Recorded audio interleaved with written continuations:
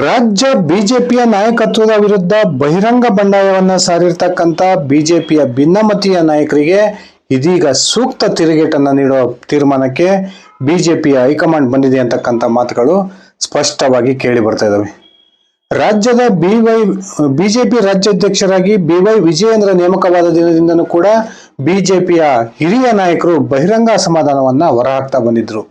ಅದರಲ್ಲೂ ಕೂಡ ಬಿಜೆಪಿ ಹಿರಿಯ ನಾಯಕರಾಗಿರ್ತಕ್ಕಂಥ ವಿ ಸೋಮಣ್ಣ, ರಮೇಶ್ ಜಾರಕಿಹೊಳಿ, ಅರವಿಂದ ಲಿಂಬಾವಳಿ ಹಾಗೇನೆ ಬಸವನಗೌಡ ಪಾಟೀಲ್ ಯತ್ನಾಳ್ ಇಂತಹ ನಾಯಕರು BY ವಿಜಯೇಂದ್ರ ಅವರನ್ನ ರಾಜ್ಯಾಧ್ಯಕ್ಷನನ್ನಾಗಿ ನೇಮಕ ಮಾಡಿದ್ದು ಬಹುದೊಡ್ಡ ತಪ್ಪು ಅಂತಕ್ಕಂಥ ಮಾತುಗಳನ್ನ ಬಹಿರಂಗವಾಗಿ ಹೇಳೋದ್ರ ಮೂಲಕ ಬಿಜೆಪಿಯ ರಾಷ್ಟ್ರೀಯ ನಾಯಕರಿಗೆ ಒಂದು ರೀತಿಯ ಮುಜುಗರವನ್ನ ತಂದಿಟ್ಟಿದ್ರು.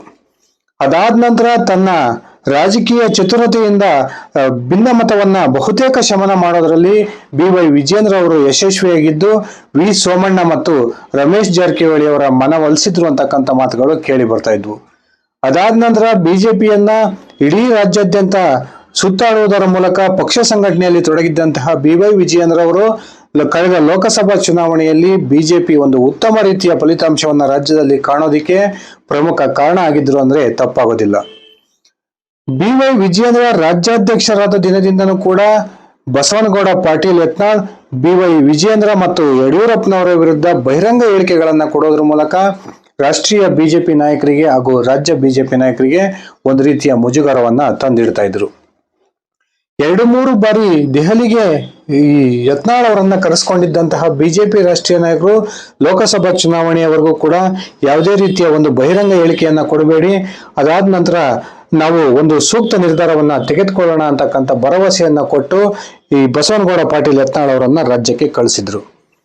ಒಂದಿಷ್ಟು ದಿನ ಸುಮ್ಮನಿದ್ದಂತಹ ಯತ್ನಾಳ್ ಅವರು ಇದೀಗ ಲೋಕಸಭಾ ಚುನಾವಣೆಯ ಫಲಿತಾಂಶ ಹೊರಗೆ ಬಂದ ನಂತರ ಮತ್ತೊಮ್ಮೆ BY ವಿಜಯೇಂದ್ರ ಮತ್ತು ಯಡಿಯೂರಪ್ಪನವರ ಕುಟುಂಬದ ವಿರುದ್ಧ ಬಹಿರಂಗ ವಾಗ್ದಾಳಿಯನ್ನ ಮಾಡೋದ್ರ ಮೂಲಕ ಒಂದು ರೀತಿಯ ಮುಜುಗರವನ್ನ ತಂದಿಡ್ತಾ ಇದ್ದಾರೆ ಅಂತಕ್ಕಂಥ ಮಾತುಗಳು ಕೂಡ ಕೇಳಿ ಬರ್ತಾ ಇದಾವೆ.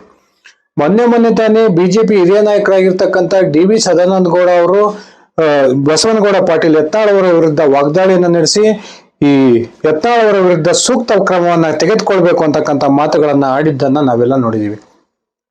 ಅದಾದ ನಂತರ ರಾಜ್ಯದ ವಿಧಾನಸಭೆಯ ವಿರೋಧ ಪಕ್ಷದ ನಾಯಕರಾಗಿರ್ತಕ್ಕಂಥ ಅಶೋಕ್ ಅವರು ಕೂಡ ಈ ಯತ್ನಾಳ್ ಅವರ ವಿಚಾರದಲ್ಲಿ ತಮ್ಮ ಅಸಹಾಯಕತೆಯನ್ನ ವ್ಯಕ್ತಪಡಿಸಿದ್ದು, ಯತ್ನಾಳ್ ಅವರ ವಿರುದ್ಧ ಬಿಜೆಪಿ ಹೈಕಮಾಂಡ್ ಸೂಕ್ತ ಸಮಯದಲ್ಲಿ ಸೂಕ್ತ ನಿರ್ಧಾರವನ್ನ ತೆಗೆದುಕೊಳ್ಳುತ್ತೆ ಅಂತಕ್ಕಂಥ ಮಾತನ್ನ ಹೇಳಿದ್ರು.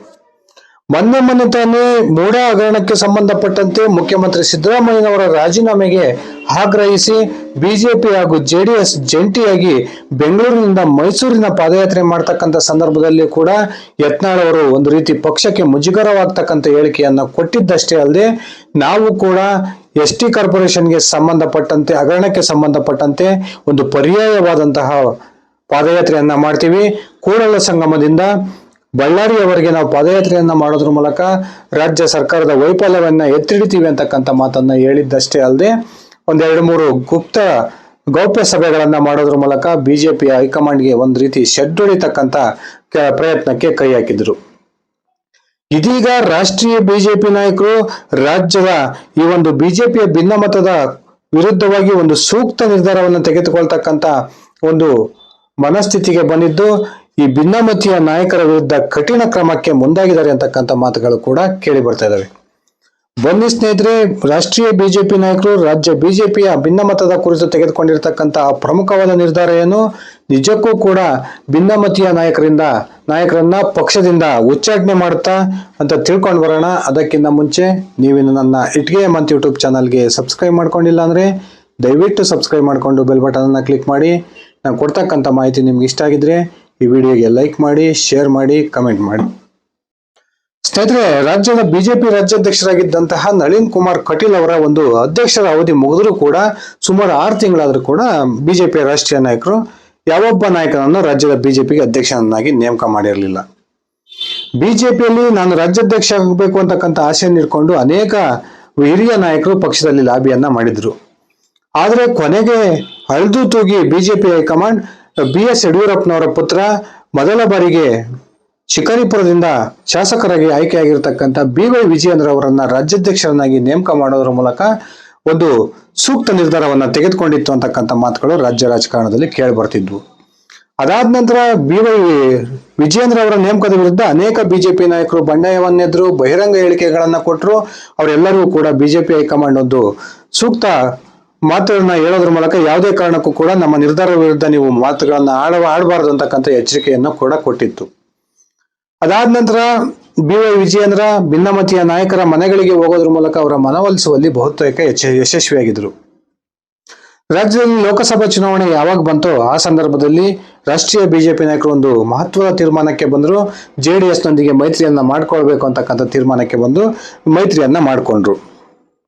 ಈ ಮೈತ್ರಿ ಮಾಡ್ಕೊಂಡಂತಹ ಸಂದರ್ಭದಲ್ಲಿ ಬಿಜೆಪಿಯ ರಾಜ್ಯಾಧ್ಯಕ್ಷರಾಗಿರ್ತಕ್ಕಂಥ BY ವಿಜಯೇಂದ್ರ JDS ನ ವರಿಷ್ಠ HD ಕುಮಾರಸ್ವಾಮಿ ಅವರೊಂದಿಗೆ ಉತ್ತಮ ಬಾಂಧವ್ಯವನ್ನ ಕಾಪಾಡಿಕೊಳ್ಳೋದ್ರ ಮೂಲಕ ರಾಜ್ಯದಲ್ಲಿ ಲೋಕಸಭಾ ಚುನಾವಣೆಯಲ್ಲಿ 19 ಸ್ಥಾನಗಳನ್ನ ಮೈತ್ರಿ ಪಕ್ಷಗಳು ಗೆಲ್ಲೋದಕ್ಕೆ ಪ್ರಮುಖ ಕಾರಣ ಆದ್ರು ಅಂದ್ರೆ ತಪ್ಪಾಗೋದಿಲ್ಲ. BY ವಿಜಯೇಂದ್ರ ರಾಜ್ಯದ ಬಿಜೆಪಿ ವಿಜಯೇಂದ್ರ ಅವರ ವಿರುದ್ಧ ಬಹಿರಂಗ ಹೇಳಿಕೆಗಳನ್ನ ಯತ್ನಾಳ್ ಅವರು ಕೊಡ್ತಾನೆ ಬಂದಿದ್ರು. ಯತ್ನಾಳ್ ಅವರಿಗೆ 2-3 ಸರಿ ಬಿಜೆಪಿ ರಾಷ್ಟ್ರೀಯ ನಾಯಕರು ದೆಹಲಿಗೆ ಕರ್ಸ್ಕೊಂಡು ಅವರಿಗೆ ಒಂದು ರೀತಿಯ ಸಮಾಧಾನ ಮಾಡ್ತಕ್ಕಂಥ ಕೆಲಸಕ್ಕೆ ಕೈ ಹಾಕಿದ್ರು. ಅದಾದ ನಂತರ ಲೋಕಸಭಾ ಚುನಾವಣೆಯ ನಂತರ ರಾಜ್ಯಾಧ್ಯಕ್ಷರ ಹುದ್ದೆಯ ಕುರಿತು ಒಂದು ತೀರ್ಮಾನಕ್ಕೆ ಬರೋಣ ಅಂತಕ್ಕಂಥ ಮಾತುಗಳನ್ನು ಹೇಳಿದ್ರು. ಇದೀಗ ಇಡೀ ದೇಶದಲ್ಲಿ ಬಿಜೆಪಿ ಲೋಕಸಭಾ ಚುನಾವಣೆಯಲ್ಲಿ ಒಂದು ರೀತಿ ಸೋಲಿನ ಕಹಿಯನ್ನ ಅನುಭವಿಸಿರ್ತಕ್ಕಂಥ ಈ ಸಂದರ್ಭದಲ್ಲಿ ಬಿಜೆಪಿಯ ಕರ್ನಾಟಕದ ಸಾಧನೆ ರಾಷ್ಟ್ರೀಯ ಬಿಜೆಪಿ ನಾಯಕರಿಗೆ ಒಂದು ರೀತಿಯ ಸಮಾಧಾನವನ್ನ ತಂದಿದೆ ಅಂತಕ್ಕಂಥ ಮಾತುಗಳು ಕೇಳಿ ಬರ್ತಾ ಇದಾವೆ.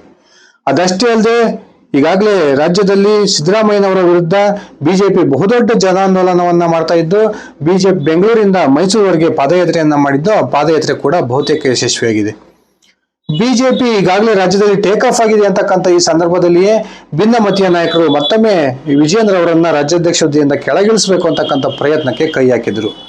ಆ ಕೈ ಹಾಕಿದ್ದಷ್ಟೇ ಅಲ್ಲದೆ ಪರ್ಯಾಯ ಪದಯಾತ್ರೆಯನ್ನ ಮಾಡ್ತೀವಿ ಅಂದ್ರು, ರಾಷ್ಟ್ರೀಯ ಬಿಜೆಪಿ ನಾಯಕರಿಗೆ ವಿಜಯೇಂದ್ರ ಅವರ ವಿರುದ್ಧ ದೂರನ್ನ ಕೊಡ್ತೀವಿ ಅಂದ್ರು. ಇದೆಲ್ಲದನ್ನೂ ಕೂಡ ಸೂಕ್ಷ್ಮವಾಗಿ ಗಮನಿಸ್ತಾ ಇದ್ದಂತಹ ರಾಷ್ಟ್ರೀಯ ಬಿಜೆಪಿ ನಾಯಕರು ಇದೀಗ ಭಿನ್ನಮತೀಯ ನಾಯಕರ ವಿರುದ್ಧ ಒಂದು ಕಠಿಣ ಕ್ರಮವನ್ನು ತೆಗೆದುಕೊಳ್ತಕ್ಕಂಥ ತೀರ್ಮಾನಕ್ಕೆ ಬಂದಿದ್ದಾರೆ ಅಂತಕ್ಕಂಥ ಮಾತುಗಳು ಕೂಡ ಕೇಳಿ ಬರ್ತಾ ಇದಾವೆ. ಈ ಒಂದು ಕಠಿಣ ಕ್ರಮದ ಮೊದಲ ಭಾಗವಾಗಿ ಈಗ ಭಿನ್ನಮತೀಯ ಚಟುವಟಿಕೆಗಳಲ್ಲಿ ತೊಡಗಿಕೊಂಡಿರ್ತಕ್ಕಂಥ ಬಿಜೆಪಿಯ ರಾಜ್ಯ ನಾಯಕರಿಗೆ ಒಂದು ನೋಟಿಸ್ ಅನ್ನ ಕೊಡೋದು. ಆ ನೋಟಿಸ್ಗೆ ಅವ್ರು ಕೊಡ್ತಕ್ಕಂಥ ಉತ್ತರವನ್ನಾಧರಿಸಿ ಮುಂದಿನ ದಿನಗಳಲ್ಲಿ ಇವರು ಭಿನ್ನಮತೀಯ ಚಟುವಟಿಕೆಗಳನ್ನ ಕಡಿಮೆ ಮಾಡದೆ ಹೋದ್ರೆ ಅವರನ್ನ ಪಕ್ಷದಿಂದ ಉಚ್ಚಾಟನೆ ಮಾಡ್ತಕ್ಕಂಥ ಒಂದು ಕಠಿಣ ನಿರ್ಧಾರಕ್ಕೂ ಕೂಡ ರಾಷ್ಟ್ರೀಯ ಬಿಜೆಪಿ ನಾಯಕರು ಬರ್ತಾರೆ ಅಂತಕ್ಕಂಥ ಮಾತುಗಳು ಇದೀಗ ಸ್ಪಷ್ಟವಾಗಿ ಬಿಜೆಪಿಯ ಉನ್ನತ ಮೂಲಗಳಿಂದ ಲಭ್ಯವಾಗ್ತಿದ್ದಾವೆ. ಈ ಬಸವನಗೌಡ ಪಾಟೀಲ್ ಯತ್ನಾಳ್ ಅವರಂತೂ ಆದಿ ಬೀದಿಗಳಲ್ಲಿ ವಿಜಯೇಂದ್ರ ಮತ್ತು ಯಡಿಯೂರಪ್ಪನವರ ವಿರುದ್ಧ ವಾಗ್ದಾಳಿಯನ್ನು ನಡೆಸ್ತಾ ಇದ್ದು, ಇದೇ ರೀತಿಯ ಒಂದು ಭಿನ್ನಮತೀಯ ಚಟುವಟಿಕೆಗಳು ರಾಜ್ಯದಲ್ಲಿ ಮುಂದುವರೆದಿದ್ದೇ ಆದ್ರೆ ಅದು ಬಿಜೆಪಿಗೆ ಮುಂಬರ್ತಕ್ಕಂಥ ಸ್ಥಳೀಯ ಸಂಸ್ಥೆಯ ಚುನಾವಣೆಗಳಲ್ಲಿ ಬಹುದೊಡ್ಡ ಹೊಡೆತವನ್ನ ಕೊಡುತ್ತೆ ಅಂತಕ್ಕಂಥ ಒಂದು ಲೆಕ್ಕಾಚಾರವನ್ನ ಇದೀಗ ರಾಷ್ಟ್ರೀಯ ಬಿಜೆಪಿ ನಾಯಕರು ಮಾಡ್ಕೊಂಡಿದ್ದಾರೆ. ಆ ಕಾರಣಕ್ಕೆ ಮುಂದೆ ಪಕ್ಷಕ್ಕೆ ಆಗಬಹುದಾದಂತಹ ಹಾನಿಯನ್ನ ತಪ್ಪಿಸೋ ಉದ್ದೇಶಕ್ಕೆ ವಿಜಯೇಂದ್ರ ಅವರ ಕೈಯನ್ನ ಬಲಪಡಿಸಬೇಕು, ಆ ಮೂಲಕ ಭಿನ್ನಮತವನ್ನು ಹತ್ತಿಕ್ಕಬೇಕು ಅಂತಕ್ಕಂಥ ತೀರ್ಮಾನಕ್ಕೆ ಬಂದಿದ್ದು, ಇದೀಗ ಭಿನ್ನಮತೀಯ ನಾಯಕರ ವಿರುದ್ಧ ಸೂಕ್ತ ಕಠಿಣ ಕ್ರಮಕ್ಕೆ ಮುಂದಾಗಿದೆ ಅಂತಕ್ಕಂಥ ಮಾತುಗಳು ಕೂಡ ಕೇಳಿ ಬರ್ತಾ ಇದಾವೆ. ರಾಜ್ಯದಲ್ಲಿ ಯಡಿಯೂರಪ್ಪನವರ ಕುಟುಂಬದ ವಿರುದ್ಧ ಬಂಡಾಯವೆದ್ದಿದ್ದಂತಹ ಈಶ್ವರಪ್ಪನವರಿಗೆ ಆಗಿರ್ತಕ್ಕಂಥ ಪರಿಸ್ಥಿತಿಯೇ ಮುಂದೆ ಯತ್ನಾಳ್ ಮತ್ತು ಅವರ ತಂಡಕ್ಕೂ ಕೂಡ ಆಗುತ್ತೆ ಅಂತಕ್ಕಂಥ ಮಾಹಿತಿಗಳು ಈಗ ಹೊರಗೆ ಬರ್ತಿದಾವೆ. ರಾಜ್ಯದಲ್ಲಿ ಯಡಿಯೂರಪ್ಪನವರನ್ನ ಹೊರತುಪಡಿಸಿ ಯಾವಾಗೆಲ್ಲ ಬಿಜೆಪಿ ಚುನಾವಣೆಗಳನ್ನ ಎದುರಿಸಿದೆ ಆ ಎಲ್ಲಾ ಚುನಾವಣೆಗಳಲ್ಲೂ ಕೂಡ ಹೀನಾಯ ಸೋಲನ್ನ ಕಂಡಿರ್ತಕ್ಕಂಥದ್ದನ್ನ ರಾಷ್ಟ್ರೀಯ ಬಿಜೆಪಿ ನಾಯಕರು ಈಗಾಗಲೇ ಮನಗಂಡಿದ್ದು, ಮತ್ತೊಮ್ಮೆ BY ವಿಜಯೇಂದ್ರ ಅವರನ್ನ ರಾಜ್ಯಾಧ್ಯಕ್ಷ ಸ್ಥಾನದಿಂದ ಇಳಿಸಿದ್ರೆ ಅದು ಬಹುದೊಡ್ಡ ದುಬಾರಿ ಆಗ್ಬೋದು ಅಂತಕ್ಕಂಥ ಒಂದು ಸ್ಪಷ್ಟ ತೀರ್ಮಾನಕ್ಕೆ ಬಂದಿದ್ದಾರೆ.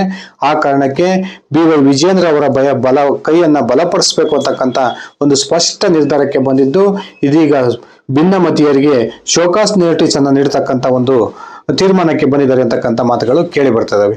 ಸ್ನೇಹಿತರೆ, ನಿಮ್ಮ ಪ್ರಕಾರ ಭಿನ್ನಮತೀಯ ಚಟುವಟಿಕೆಗಳಲ್ಲಿ ತೊಡಕೊಂಡಿರ್ತಕ್ಕಂಥ ಯತ್ನಾಳ್ ಮತ್ತು ಅವರ ತಂಡವನ್ನ ಪಕ್ಷದಿಂದ ಉಚ್ಚಾಟನೆ ಮಾಡಬೇಕಾ, ಅಥವಾ BY ವಿಜಯೇಂದ್ರ ಅವರನ್ನ ರಾಜ್ಯಾಧ್ಯಕ್ಷ ಸ್ಥಾನದಿಂದ ಕೆಳಗಿಳಿಸಿ ಅವರ ಸ್ಥಾನಕ್ಕೆ ಬೇರೊಬ್ಬ ಬಿಜೆಪಿಯ ನಾಯಕನನ್ನ ನೇಮಕ ಮಾಡಬೇಕಾ? ದಯವಿಟ್ಟು ಕಮೆಂಟ್ ಮಾಡಿ. ಧನ್ಯವಾದಗಳು ಸ್ನೇಹಿತರೆ, ಶುಭ ದಿನ.